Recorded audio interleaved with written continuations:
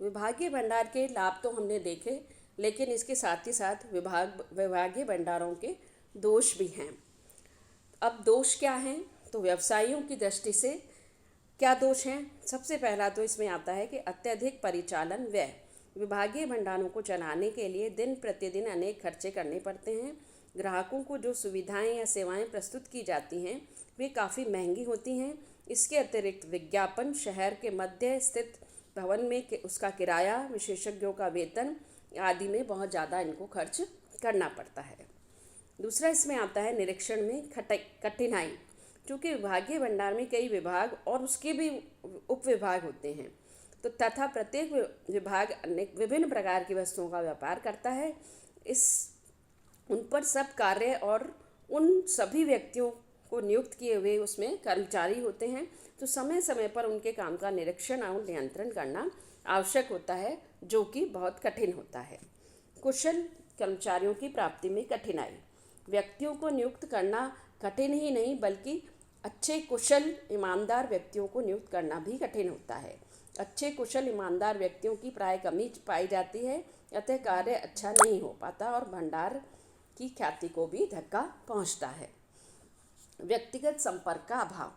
चूँकि नियुक्त कर्मचारी ग्राहकों को माल का विक्रय करते हैं और अन्य व्यावसायिक कार्य करते हैं, अतः व्यवसायी का ग्राहकों से डायरेक्ट कोई भी कॉन्टैक्ट नहीं होता है। फिफ्थ इसमें लेते हैं उदारता का दुरुपयोग। बाजार में सभी व्यापारी आजकल इस बात को स्वीकार करते हैं कि ग्राहक सही है, कस्टमर आर राइट। विभागीय भंडार इस सिद्धांत को अपनाने से इनकार नहीं कर सकते हैं, किंतु विभागीय भंडारों में इस उदारता का दुरुपयोग होता है। बहुत ज़्यादा पूंजी। इस प्रकार के भंडारों की स्थापना करने के लिए बहुत ज़्यादा पूंजी की आवश्यकता पड़ती है। थोड़ी पूंजी लगाने वाले व्यापारी तो विभागीय भंडार खोलने की कल्पना तक नहीं कर सकते हैं। नेक्स्ट इसमें आता है अनार्थिक विक्रय विभागों का पाया जाना।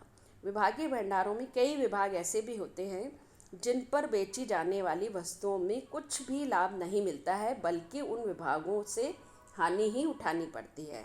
ऐसे विभागों को समाप्त भी नहीं किया जा सकता है, क्योंकि उन विभागों को समाप्त करने से ग्राहकों में कमी हो सकती है। इस प्रकार हानि उठाकर भी उन विक्रय विभागों को चलाना आवश्यक हो जाता है। नेक्स्ट, कर्मचारी समस्या का जन्म। विभागीय भंडार में कार्य करने वाले सभी व्यक्ति एक ही परिवार के नहीं हो सकते हैं। इनमें से अधिकतर कर्मचारी वेतनभोगी होते हैं।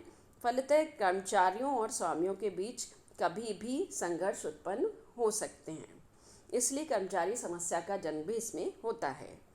नेक्स्ट, कर्मचारियों में पर्याप्त रुचि का अभाव। प्राय वेतन भोगी कर्मचारी पर्याप्त रुचि नहीं लेते। वे ग्राहकों को माल का क्रय करने के लिए राजी करने के लिए ही कोई विशेष प्रयास नहीं करते, क्योंकि उनका वेतन उनको सभी स्थितियों में प्राप्त होता रहता है, तो वो इसका कोशिश या प्रयास या प्रयत्न करने की कोई भी जोखिम नहीं उठाते हैं। लास्ट इसमें आता है संकुचित क्षेत्र। भारतवर्ष में शहरों की संख्या बहुत कम है, अतः विभागीय भंडार खोलने की रुचि रखने वाले स्वामियों को ऐसे भंडार खोलने के अवसर नहीं मिल पाते हैं। अब ग्राहकों की दृष्टि से क्या दोष हैं? ग्राहकों की दृष्टिकोण से अगर हम देखें तो सबसे पहले जो दोष आता है वो तुलनात्मक अधिक कीमतें। विभागीय भंडारों के अत्यधिक संचालन लागत होने के कारण इन भंडारों पर उपलब्ध वस्तुओं का मूल्य प्राय अन्य दुकानों की तुलना में अधिक होता है।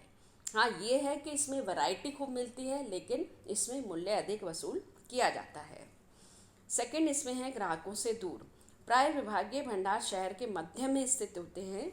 ये ग्राहकों की बस्तियों से काफ़ी दूर होते हैं, अतः जब ग्राहक को अचानक किसी वस्तु की आवश्यकता पड़ती है तो वो विभागीय भंडार से खरीदने में असमर्थ रहते हैं। इसमें इन भंडारों की बिक्री कम होती है। नेक्स्ट इसमें आता है साख सुविधाओं का अभाव। साख सुविधाओं का अभाव में हम देखें कि विभागीय भंडारों में साधारणतः साख सुविधाओं का अभाव ही पाया जाता है। साख सुविधा केवल गिने चुने व्यक्तियों को ही दी जाती है, सभी कस्टमर्स को ये नहीं प्रदान की जाती है। नेक्स्ट है अपनत्व की भावना का अभाव। विभागीय भंडार में बैठे विक्रयकर्ताओं को ग्राहकों से व्यक्तिगत संपर्क नहीं होता है और न ही इसके लिए वो प्रयास करते हैं। ऐसी स्थिति में ग्राहकों को इन भंडारों में अपनत्व का अभाव और समुचित आदर भी नहीं मिलता है। एंड लास्ट इसमें देखते हैं निम्न या मध्य आय वर्ग के लिए अनुपयुक्त। विभागीय भंडार धनाढ्य व्यक्तियों के लिए ही उपयुक्त है। निम्न और मध्य वर्ग के आकार के लिए के लोगों के लिए इनकी कोई विशेष उपयोगिता नहीं होती है, क्योंकि यहाँ पर वस्तुओं का मूल्य भी ज़्यादा होता है और सारी लागतें जो है ये अल्टीमेटली ग्राहकों से वसूल की जाती है। ये हमने देखे विभागीय भंडार। इसके बाद हम चैनल्स ऑफ डिस्ट्रीब्यूशन में देखते हैं श्रृंखला भंडार प्रणाली, द चैन स्टोर सिस्टम और मल्टीपल शॉप्स। ये जो श्रृंखला भंडार प्रणाली है, क्योंकि हम देख रहे हैं प्रेजेंट टाइम में कंपटीशन बहुत ज़्यादा होता है, इसमें विशिष्टीकरण, श्रम विभाजन और मशीनों का पूरी तरह से प्रयोग किया जाता है। वितरण क्षेत्र भी इसमें अछूता नहीं है, तो वितरण क्षेत्र में विशिष्टीकरण और श्रम विभाजन को विशेष महत्व दिया जाने लगा है। तो फुटकर व्यापारी में विशिष्टीकरण एवं श्रम विभाजन से लाभ अर्जित करने के लिए श्रृंखला भंडार प्रणाली का जन्म हुआ। श्रृंखला भंडार प्रणाली के एक नाम और है बहुसंख्यक या मल्टीपल शॉप्स। कुछ लोग दोनों में अंतर करते हैं, लेकिन दोनों के नाम एक दूसरे के स्थान पर प्रयुक्त किए जा सकते हैं। अमेरिका में इन्हें श्रृंखला भंडार कहते हैं, तो इन्हें इंग्लैंड में बहुसंख्यक दुकानें भी कहा जाता है। अब बहुसंख्यक दुकानें क्या हैं, इनका मीनिंग और डेफिनेशंस देख लेते हैं।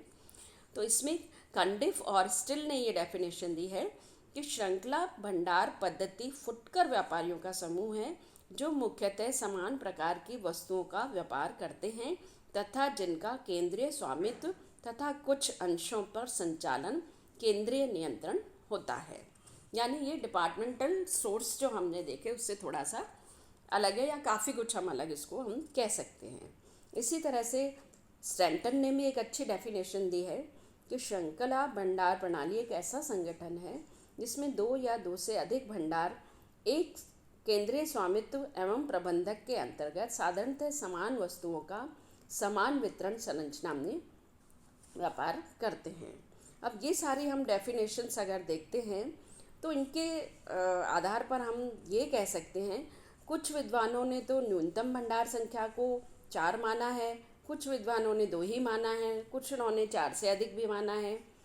और कुछ भी हो, अमेरिका सेंसस ब्यूरो ने उन्हीं श्रृंखला भंडार प्रणाली पर व्यापार करने वाली संस्थाओं को कम से कम 4 भंडार माना है।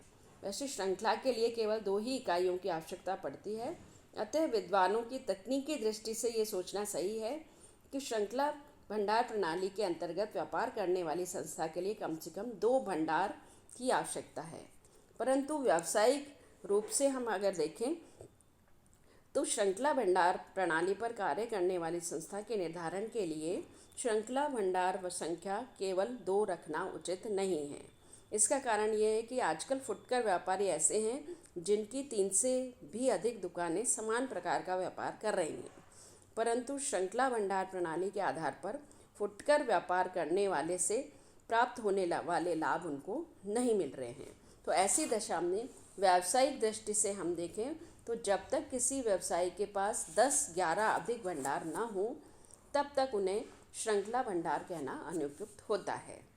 तो इसका निष्कर्ष क्या हुआ या कंक्लूजन क्या निकलता है कि श्रृंखला भंडार प्रणाली फुटकर व्यापार करने वाले भंडारों का समूह है जिसमें न्यूनतम भंडारों की संख्या प्राय 10 से अधिक होती है, जिसके सभी भंडारों में समान प्रकार का माल समान मूल्य पर विक्रय किया जाता है, जिसके भंडारों की सजावट एवं कार्य प्रणाली में समानता पाई जाती है और जिसका केंद्रीय स्वामित्व एवं प्रबंध होता है।